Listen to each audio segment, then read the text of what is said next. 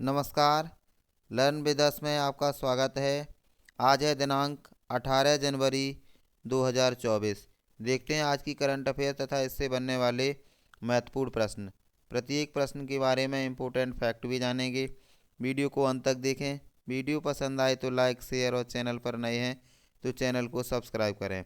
देखते हैं आज का पहला प्रश्न। ग्राहक सेवा दिवस कब मनाया जाता है? तो इसका सही जवाब है ऑप्शन ए 17 जनवरी। भारत में हर साल 17 जनवरी को ग्राहक सेवा दिवस मनाया जाता है।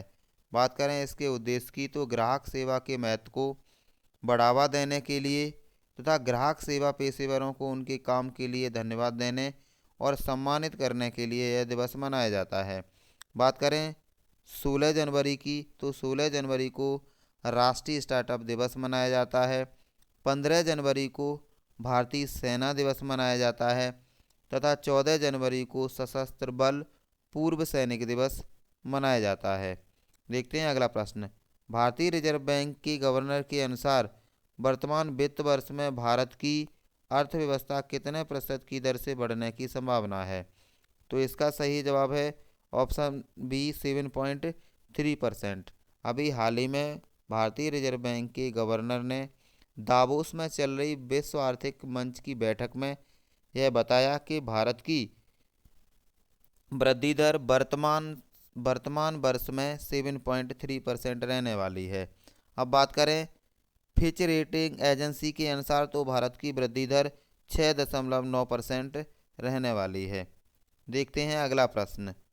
सुगम्य भारत अभियान के अंतर्गत कितने रेलवे स्टेशनों को दिव्यांगजनों के लिए अनुकूल बनाया गया है? तो इसका सही जवाब है ऑप्शन सी 597 रेलवे स्टेशनों को। अब बात करें सुगम्य भारत अभियान की तो यह अभियान बुजुर्गों, बीमारों और दिव्यांगजनों की आसान आवाजाही के लिए चलाया गया है। इसके तहत स्टेशनों पर लिफ्ट लगाए जाएंगे तथा एस्केलेटर भी लगाए जाएंगे। देखते हैं अगला प्रश्न। हाल ही में 9वें भारतीय अंतर्राष्ट्रीय विज्ञान उत्सव का उद्घाटन कहाँ किया गया है? तो अभी हाल ही में हरियाणा के फरीदाबाद में केंद्रीय विज्ञान और प्रौद्योगिकी मंत्री जितेंद्र सिंह के द्वारा इसका उद्घाटन किया गया है। अब बात करें इसके उद्देश्य की तो विज्ञान की प्रतिष्ठा को बढ़ावा देने के लिए तथा विज्ञान के साथ आम लोगों को जोड़ने के लिए इसका उद्घाटन किया गया है। देखते हैं अगला प्रश्न।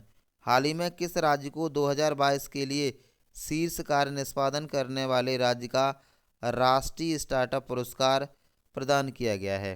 तो इसका सही जवाब है ऑप्शन सी मेघालय। अभी हाल ही में केंद्रीय मंत्री पीयूष गोयल के द्वारा मेघालय को राष्ट्रीय स्टार्टअप पुरस्कार 2022 प्रदान किया गया है। यह मेघालय को शीर्ष कार्य निष्पादन करने के लिए प्रदान किया गया है।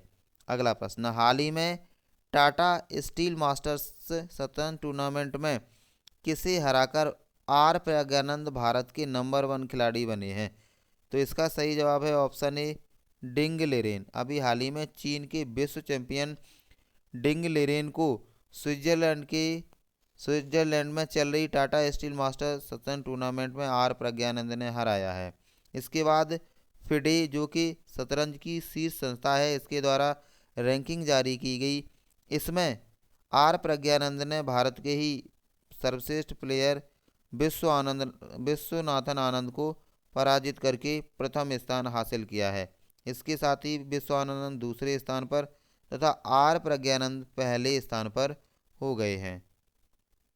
देखते हैं अगला प्रश्न। हाल ही में बेंगलुरु और कोलकाता को अयोध्या से जोड़ने वाली एयर इंडिया एक्सप्रेस उड़ान सेवाओं का उद्घाटन किसके द्वारा किया गया है?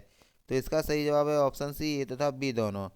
अभी हाल ही में उत्तर प्रदेश के मुख्यमंत्री योगी आदित्यनाथ तथा केंद्रीय नागरिक उड्डयन मंत्री ज्योतिरादित्य सिंधिया के द्वारा एयर इंडिया एक्सप्रेस वे उड़ान सेवाओं का उद्घाटन किया गया। अगला प्रश्न। हाल ही में किस राज्य में प्रधानमंत्री मोदी के द्वारा 4,000 करोड़ रुपए की अधिक 3 प्रमुख ढांचागत परियोजनाओं का उद्घाटन किया गया है?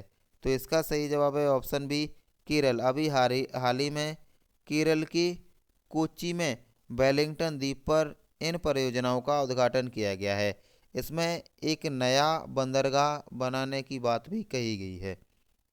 देखते हैं अगला प्रश्न, हाल ही में उत्तर प्रदेश के किस जिले में उत्कृष्टता केंद्र की स्थापना की जाएगी? तो इसका सही जवाब है ऑप्शन ए सहारनपुर। अगला प्रश्न, हाल ही में किस बैंक ने green rupee term deposit launch किया है? तो इसका सही जवाब है option B State Bank of India.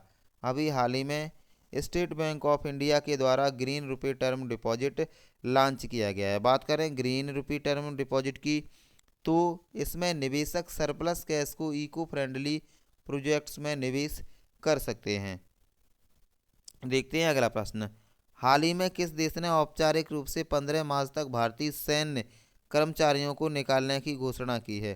तो इसका सही जवाब है ऑप्शन बी मालदीव। अभी हाल ही में मालदीव ने अपने देश से भारतीय सैन्य कर्मचारियों को निकालने की घोषणा की है।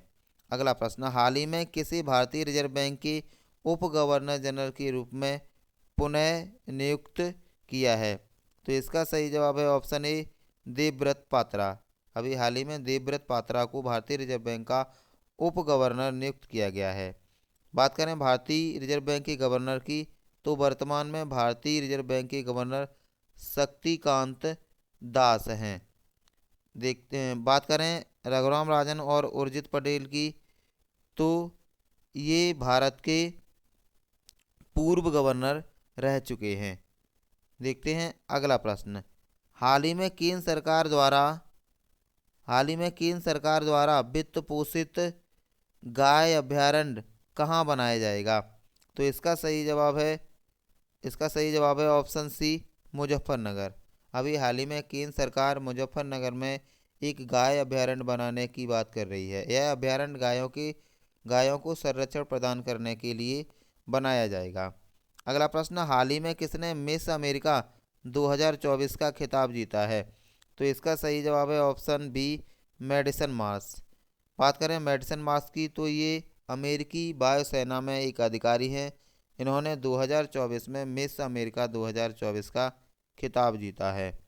देखते हैं अगला प्रश्न, हाल ही में बर्नार्डो एरेवेलो को किस देश का राष्ट्रपति चुना गया है? तो इसका सही जवाब है ऑप्शन बी ग्वाटेमाला। अब बात करें ग्वाटेमाला की, तो ग्वाटेमाला की राजधानी ग्वाटेमाला सिटी है। बात करें यहाँ की मुद्रा की, तो ग्वाटेमाली क्विंटल यहाँ की मुद्रा है। अगला प्रश्न, हाल ही में ऑपरेशन सर्वशक्ति किसके द्वारा चलाया गया है? तो इसका सही जवाब है ऑप्शन ए भारतीय वायुसेना।